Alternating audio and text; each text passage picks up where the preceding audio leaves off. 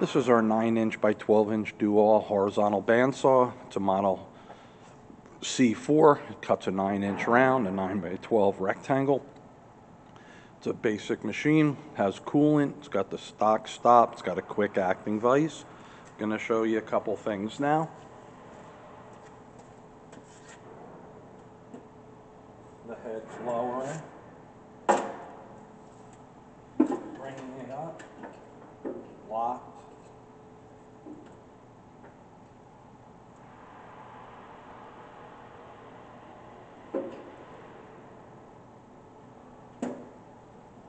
Back down.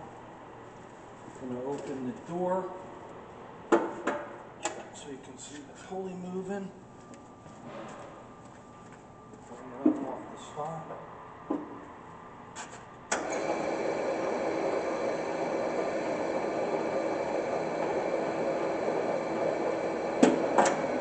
When it hits the bottom, it turns it off. This is our Doall C4 saw.